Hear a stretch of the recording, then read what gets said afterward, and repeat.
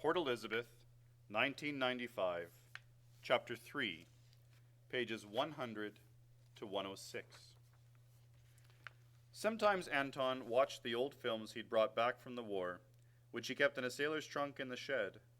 At night, after walking through his small patch of tomatoes and peppers, he'd seal the door behind him, blinking slowly like a man descending into a cold pool, waiting for his body to adjust to the dark.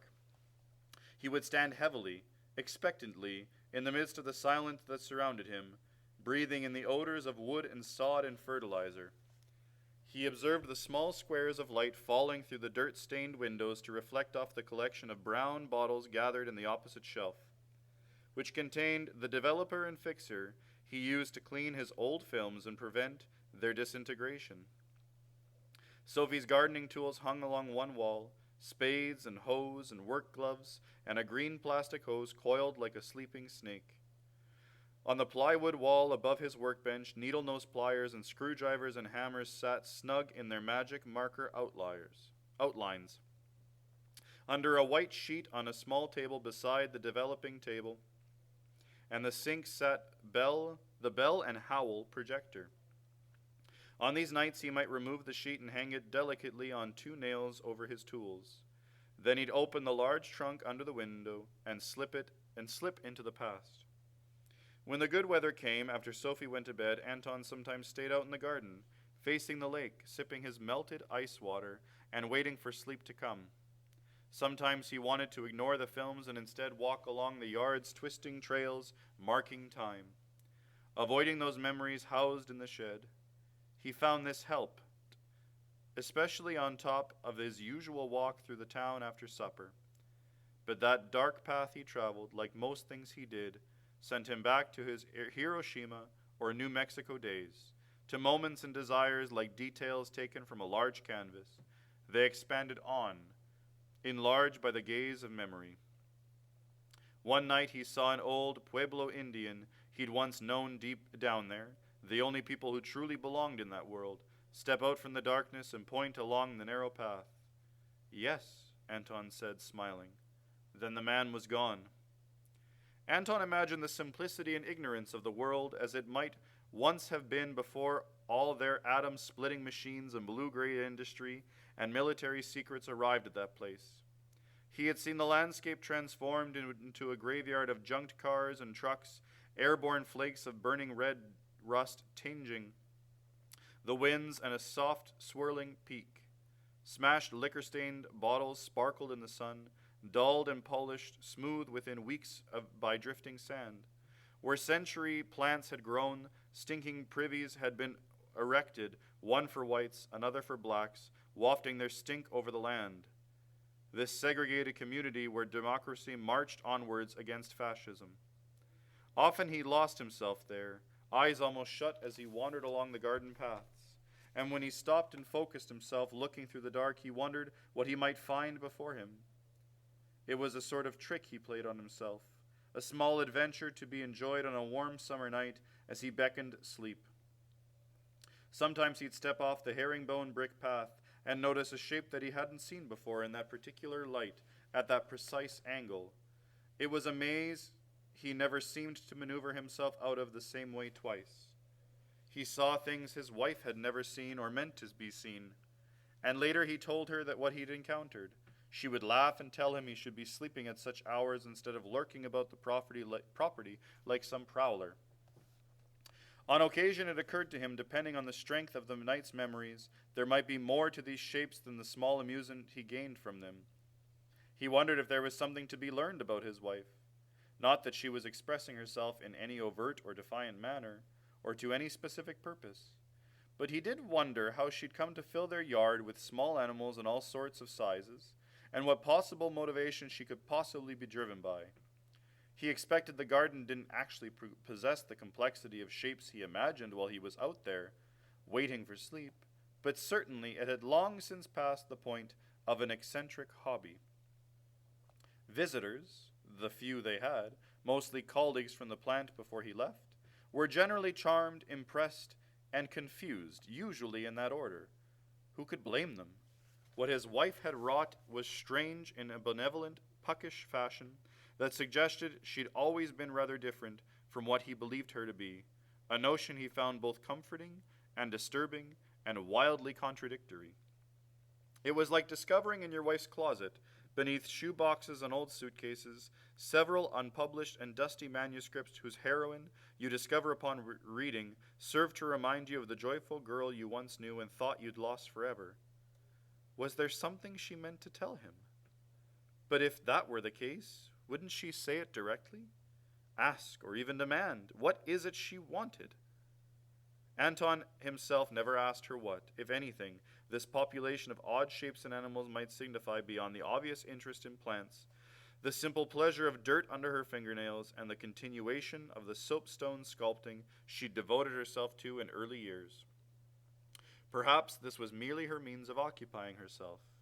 But however much he wondered about those leafy green surfaces in the solitude of night, the next morning he never put his questions to her, because the garden in daylight was different, so was his need to understand. On warm days, before breakfast, Anton and Sophie often walked into Port Elizabeth on an errand. Usually there was milk or coffee to pick up, or the papers, but when nothing was needed, they sometimes went anyway, with no purpose other than to stretch their legs on a morning. They walked together along the main street, all 3 blocks of it lined on both sides by small family businesses. At one end stood the Anglican church, at the corner of Lakeshore and Elm, and at the other the red brick Lutheran church with the lovely roses out front. Smack dab in the middle they would pass Bella's office, and at least once a week they saw him hurrying across the street juggling coffee in Danish to open for the day, and they'd wave or call out. Sometimes these walks served as an opportunity for Anton to talk about people he'd met down in New York, or discuss his ideas for a conference he was set to attend. Yes, she would say. Yes, thinking to herself that he was too old for all this.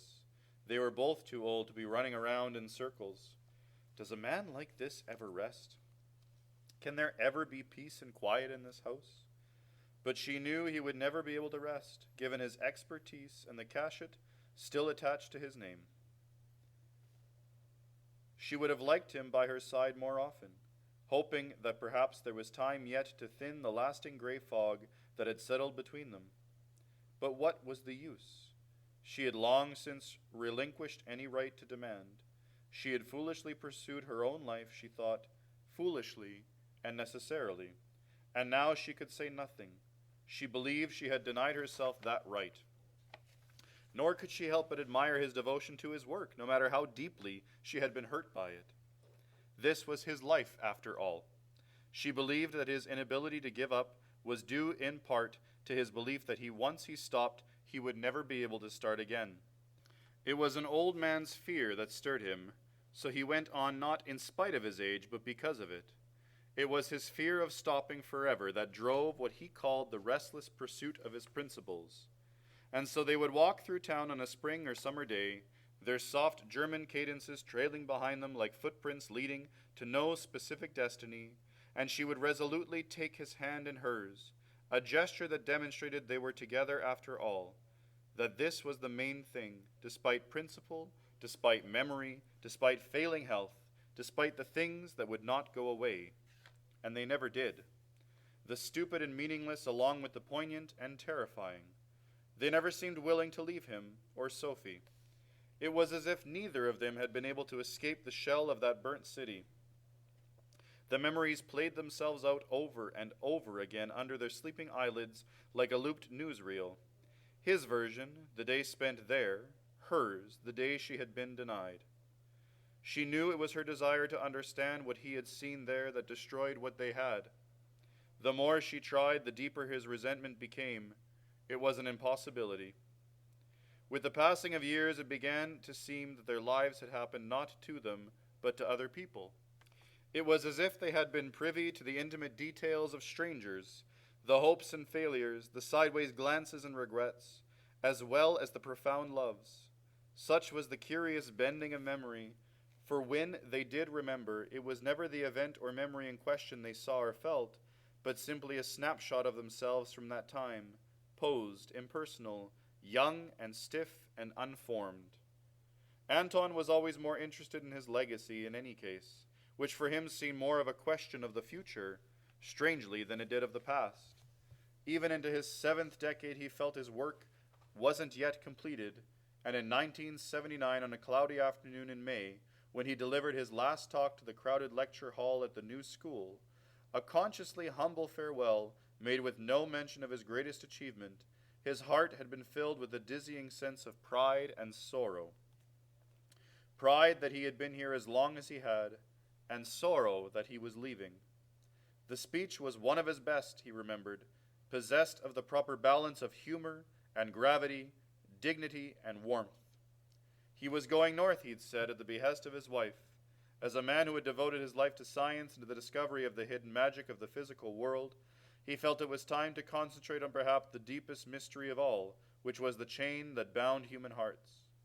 With that, he'd wished his students luck, folded his notes, and stood for a moment before the lectern as the assembly rose in unison, an entire hall of glowing faces, and showered him with a rousing ovation, during the length of which he recalled, with a certain satisfying nostalgia and very few regrets, the 27-year sweep of time he'd spent there, humbled, deeply humbled, and alive.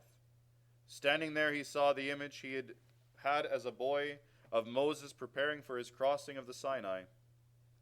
His retirement might prove to be his greatest challenge yet, he thought, a sort of soul cleansing. Yes, the mystery of the human heart, he said. Isn't that, more than any science, the greatest mystery of them all? Smiling, he bowed when the clapping finally fell to a thinning rhythm of individual hands, then looked up into the rows of seats one last time, to the young, departing faces, to the signs of hope and ambition he'd helped inspire, and left the stage. And as he departed, he was braced by the memory of his first leave-taking, in 1940, when he walked out of his hotel on Rue de l'Idion on one July morning, and forever left behind Eric Begg and the other scientists from the Kaiser Wilhelm Institute who'd come to oversee the reconstruction of the Paris cyclotron. That morning before the sun rose, he'd met Varian Fry, the American journalist in charge of getting intellectuals out of Europe and into America. Over the next 3 weeks, he'd moved south between safe houses, and finally, in early September, he carried his secret over the Pyrenees into Spain. The belief that he was preparing again at this late stage, at the age of 62, for yet another momentous and most probably final change, filled him with a renewed and powerful sense of courage. He would devote himself, as he had not done in decades, to the conundrums of the human heart. Isn't that what this was? His last and most enduring challenge? The guarded and cautious heart of his wife. This was his resolution. It would prove a long desert crossing, but he and Sophie would make it through to the other side, blistering and limping perhaps, but absolutely and fully together.